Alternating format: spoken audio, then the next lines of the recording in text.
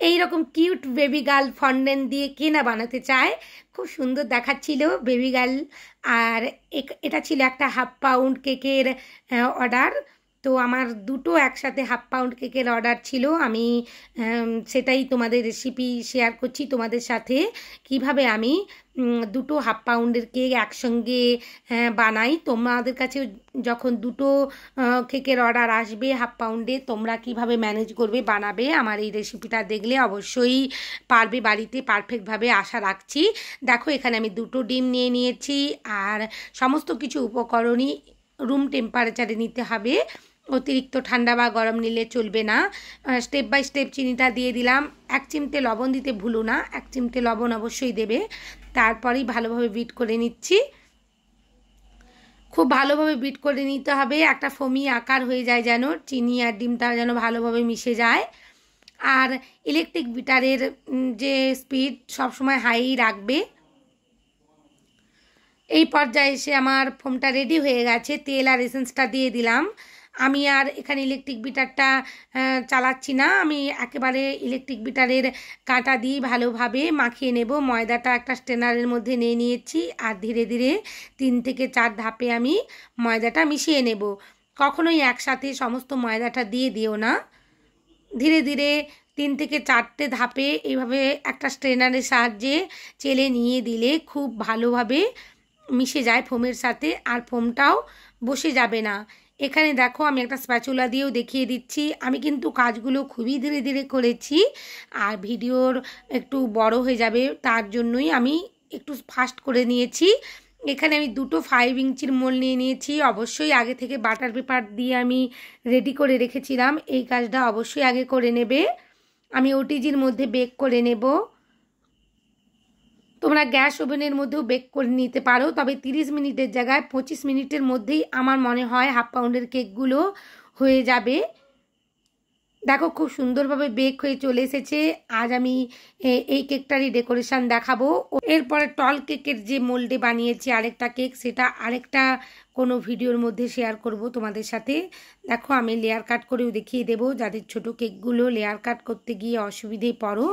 আশা করছি ভিডিওটা দেখে নিলে তোমাদের আর কোনো রকমের অসুবিধে হবে না এই ছোট কেকগুলো লেয়ার কাট করার সময়। ধীরে ধীরে আমি 3টে লেয়ারে ভাগ করে নিচ্ছি, আর টার্নিং টেবিলটা আমি ঘুরিয়ে নিচ্ছি, এক হাত দিয়ে আর এক হাত দিয়ে কেটে নিচ্ছি।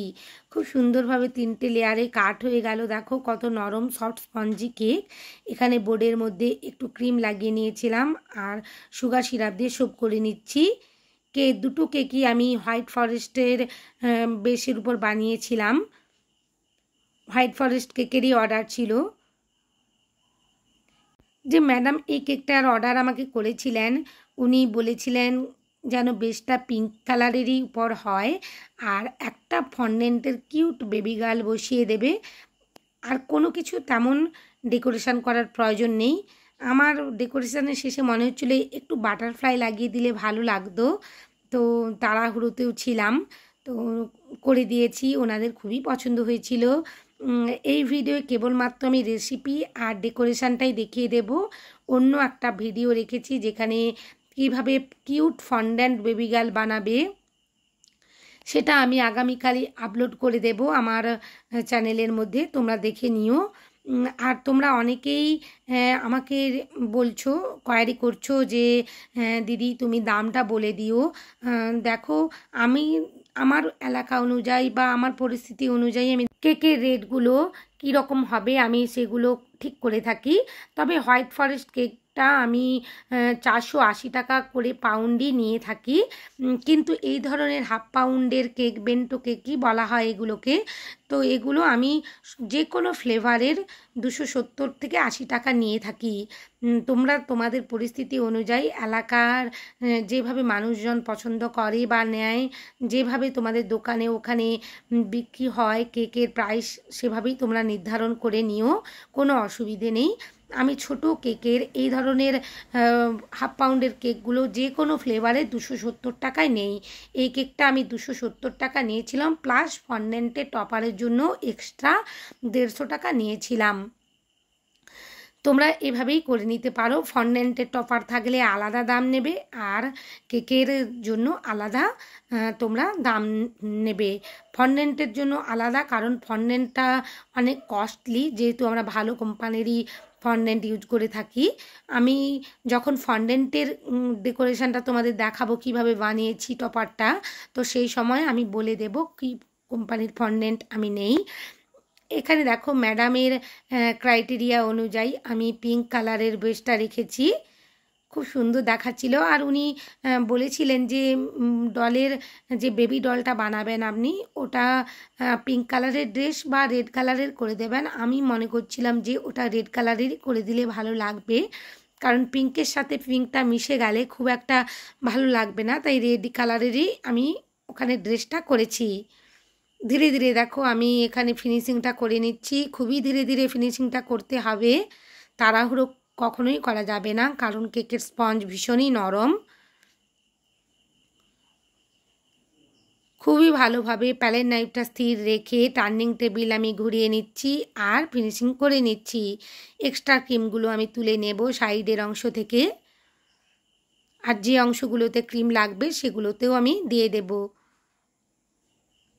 তোমাদের যদি আমার এই কেকের রেসিপি ভালো লাগে প্লিজ চ্যানেলটা সাবস্ক্রাইব করবার অনুরোধ জানালাম, আর পাশে থাকা বেল আইকনটি ক্লিক করতে ভুলো না, যাতে সমস্ত ভিডিওর নোটিফিকেশান তোমাদের কাছে পৌঁছে যায়। লাইক শেয়ার কমেন্ট অবশ্যই করো বন্ধুরা, তোমাদের লাইক শেয়ার কমেন্ট আমাকে নতুন নতুন কাজ আনার উৎসাহ দেয়। দেখো ধীরে ধীরে আমি কত সুন্দরভাবে ফিনিশিংটা করে নিচ্ছি। এই ছোট কেকগুলো অবশ্যই ফিনিশিংটা ভালো আনার চেষ্টা করবে, নালে দেখতে অতটা ভালো লাগবে না। একটু ধৈর্য ধরে সময় নিয়ে করলে অবশ্যই পারবে। আর উপরের অংশে আমি একটা এফেক্ট দিয়ে দিলাম, আমার যেন কোথাও একটু ফাঁকা মনে হচ্ছিল কেকটা, তাই একটু হোয়াইট যে গানাশ ছিল, হোয়াইট চকলেট গানাশ, আমি লেয়ারের মধ্যে যে গানাশটা ব্যবহার করেছি সেটা দিয়েই ড্রিপিং করে নিচ্ছি।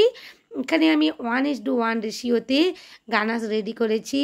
50 গ্রাম হোয়াইট কম্পাউন্ড চকলেটের সাথে 50 গ্রাম এখানে আমি হুইপড ক্রিম নিয়েছি। তোমরা যে আমুলের ফ্রেশ ক্রিমটা পাওয়া যায় ওটা দিয়েও করে নিতে পারো, খুবই ভালো লাগে খেতে। এইভাবে ছোট্ট কেকগুলোতে একটু ড্রিপিং করে দিলে দেখতে ভালো লাগবে আমার মনে হচ্ছিল, তাই ড্রিপিংটা আমি করে দিলাম। অবশ্যই পাইপিং ব্যাগের মধ্যে এই গানাশটা ভরে নেবে। পাইপিং ব্যাগের মধ্যে ভরে যদি গানাশটা দিয়ে ড্রিপিং করো খুব সুন্দরভাবে একটা পারফেক্ট কাজ হবে, নাহলে যখন তুমি স্পুন দিয়ে করতে যাবে বারবার এদিক সেদিক হবে, ভালোভাবে করতে পারবে না। দেখো এখানে আমি ফন্ডেন্টের টপারটা বানিয়ে নিয়েছিলাম আগের দিন রাত্রে, আর খুব ভালোভাবে সেট করে নিয়েছি।